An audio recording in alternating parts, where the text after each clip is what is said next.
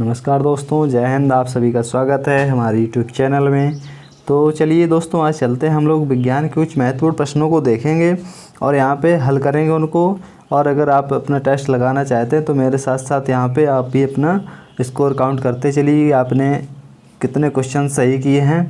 तो आइए दोस्तों, आज का पहला प्रश्न है आपका यूरेनियम 9238 दिया गया है यहाँ पर और न्यूट्रॉनों की संख्या पूछी गई है।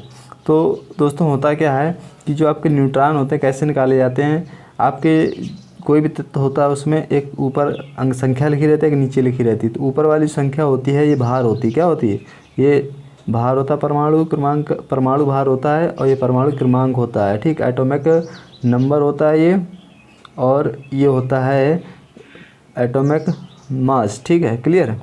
तो अब हमें निकालना है न्यूट्रॉनों की संख्या। तो न्यूट्रॉनों की संख्या के लिए हम 238 यानी कि परमाणु भार से परमाणु क्रमांक घटा देंगे 92, तो 8 में से 2 जाएगा 6। किसी विकल्प में हाँ सी में है, तो आपका कौन सा आंसर हो जाएगा, सी हो जाएगा।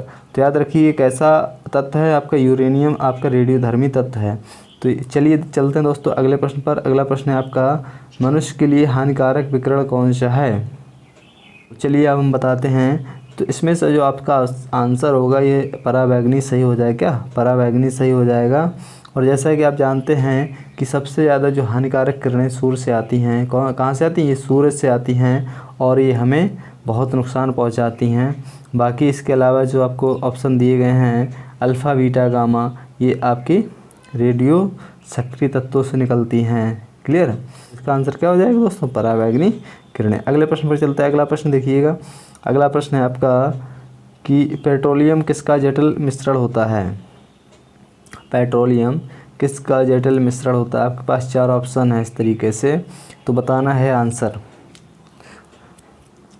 चलिए हम बताते हैं। पेट्रोलियम जो है आपका ये प्रोपेन और ब्यूटेन का मिश्रण होता है, जिसमें आपके एलपीजी जो सिलेंडर होता है उसमें भी आपको क्या मिला रहता है, ब्यूटेन उसका मुख्य घटक होता है, उसमें प्रोपेन और ब्यूटेन मिला रहता है। जबकि आपका जो लाइटर होता है, जो सिगरेट जलाने वाला लाइटर होता है, उसमें ओनली ब्यूटेन मिला रहता है। इसके साथ साथ आपका जो एलपीजी सिलेंडर होता है उस पर जो खुशबू या उस पर जो लीकेज होने की जो बदबू आती है, महक आती है, उस पर आपको मिथाइल मरकैप्टन मिलाया जाता है। क्या मिलाया जाता है, मिथाइल मरकैप्टन मिलाया जाता है, जिससे हम उसके खुशबू से उसे पहचान लेते हैं कि हाँ गैस कहीं लीकेज हो रही है। तो चलिए दोस्तों अगले प्रश्न पर चलते हैं। चलिए ये प्रश्न है गोबर गैस संयंत्र का आविष्कार किसने किया था।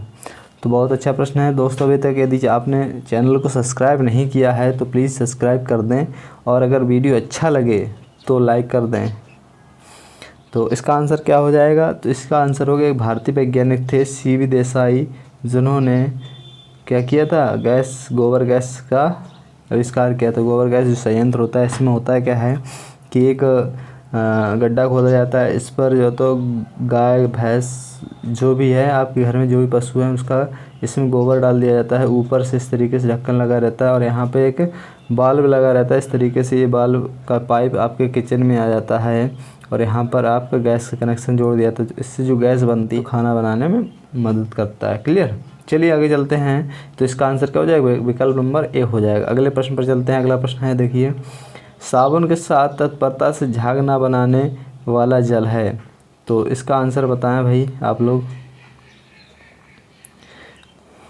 साबुन के साथ तत्परता से झाग ना बनाने वाला जल कौन सा है।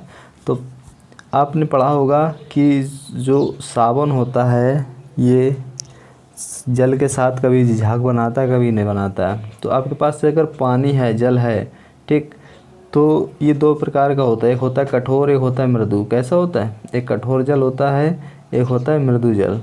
तो कठोर जल में क्या होता है कि इसमें आप चाहे जितना साबुन डाल दें या निरमा डाल दें, इसमें आपको साबुन घुलेगा नहीं और ये ना तो फेना देगा, ठीक है।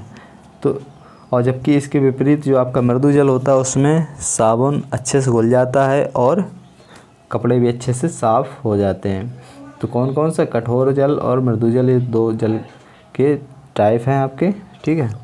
तो चलिए चलते हैं आगे। अगला प्रश्न है आपका दोस्तों। अगला प्रश्न है आपका कौन सी गैस का ऊष्मांक सर्वोच्च होता है। तो यहाँ पे आप बताएंगे कि ऐसी कौन सी गैस है जिसका ऊष्मांक यानी कि आपका जो हीटिंग पॉइंट है ये सबसे अधिक किसका होता है, कौन सी गैस है। तो दोस्तों इसका आंसर है आपका ब्यूटेन। क्या है, ब्यूटेन हो जाएगा, जो कि आपका एलपीजी सिलेंडर में होती है। क्लियर है। तो यहाँ पे हाइड्रोजन नहीं होगा, बायोगैस नहीं होगा, बायोगैस का बहुत कम होता है, मीथेन का भी नहीं होता उतना। सबसे अधिक किसका में होता है हीटिंग पॉइंट, इसका होता है ब्यूटेन का। तो चलिए दोस्तों अगले प्रश्न पर चलते हैं। तो इसका आंसर हो जाएगा विकल्प नंबर ए। अगला प्रश्न है आपका, काफ़ी अच्छा प्रश्न है कि कह रहा है कि किस अम्ल का उपयोग सीसा संचायक बैटरी में किया जाता है। ये प्रश्न आप अच्छे से करिएगा, इसको गलत नहीं करना है क्योंकि बहुत अच्छा प्रश्न है ये। तो इसका आंसर शायद आप सभी को पता होगा। तो क्या है इसका आंसर, जल्दी से कमेंट करिएगा आप लोग। चलिए हम बता रहे हैं, इसका आंसर है आपका सल्फ्यूरिक अम्ल।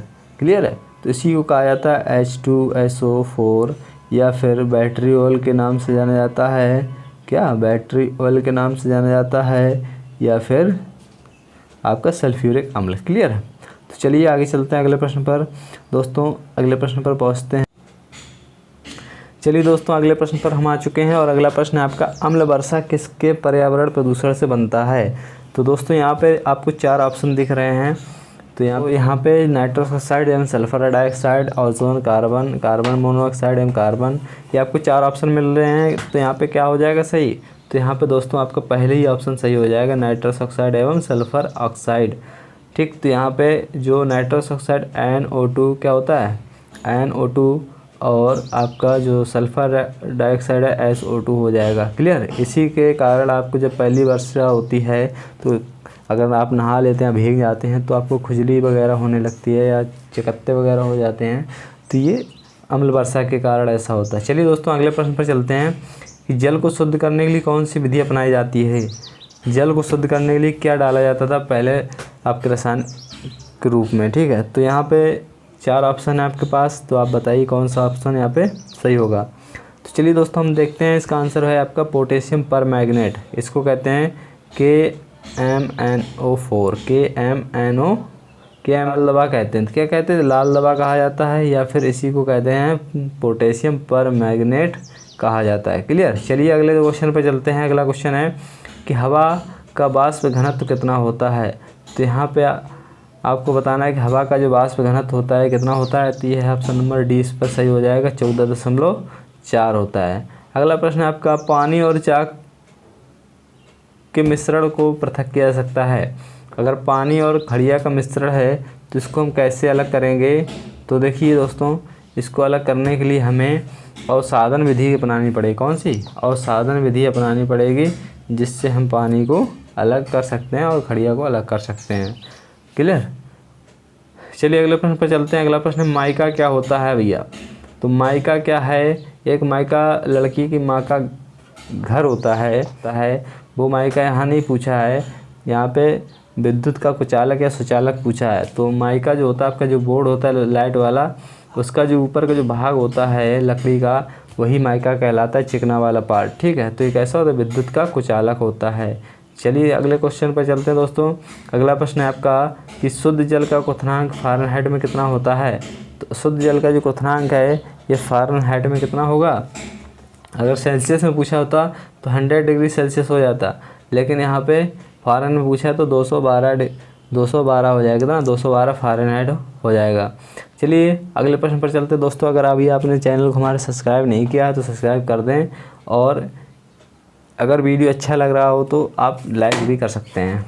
तो चलिए अगले प्रश्न पर चलते हैं। सोडा वाटर बनाने के लिए कौन सी गैस को प्रयोग करते हैं। तो यहाँ पे काफ़ी अच्छा क्वेश्चन है। तो सोडा वाटर, जो कोल्ड ड्रिंक आप पीते हैं या फिर कोई भी ठंडा पेय पदार्थ होता है, इसको पीने के लिए हमें इसमें कौन सी गैस मिली हुई होती है। इसमें जो तो गैस आपकी CO2 मिली रहती है। याद रखना, कौन सी, कार्बन डाइऑक्साइड गैस मिली रहती है। चलिए नेक्स्ट क्वेश्चन पर चलते हैं। अगला प्रश्न है आपका ये, चलिए क्वेश्चन है यहाँ से, ग्लूकोज का रासायनिक सूत्र क्या होता है। ग्लूकोज का रासायनिक सूत्र क्या होता है, साफ सभी बताएंगे। तो यहाँ पे आंसर बता रहे हैं हम कि इसका आंसर हो जाएगा C6H12O6। क्लियर। तो ये आपका रासायनिक सूत्र होता है ग्लूकोज का। चलिए आगे चलते हैं अगले प्रश्न पर। अगला प्रश्न, नाभिकीय विखंडन में ट्रिगर क्या होता है? तो जो नाभिकीय विखंडन होता है उसमें ट्रिगर एक चीज़ होती है, तो ये होता है आपका न्यूट्रॉन। क्या होता है? न्यूट्रॉन होता है आपका ट्रिगर। चलिए अगले क्वेश्चन पर चलते हैं। अगला प्रश्न है कि बहुलक नायलॉन का पहली बार विकास तथा बाजारीकरण कहाँ किया गया? तो ये जो बहुलक है आपका नायलॉन रेशा थे, इसका पहली बार बाजारीकरण कहाँ हुआ? इसका हुआ न्यूयॉर्क में। कहाँ हुआ? न्यूयॉर्क में हुआ पहली बार। तो चलिए दोस्तों अगले प्रश्न पर चलते हैं। अगला प्रश्न है आपका, सभी भारी रेडियो सक्रिय तत्व अंतिम रूप से परिवर्तित हो जाते हैं। किस चीज़ में परिवर्तित हो जाते हैं ये आपको बताना है। तो ये इसका आंसर हो जाएगा दोस्तों सीसा में, यानी कि लेड में। किसमें?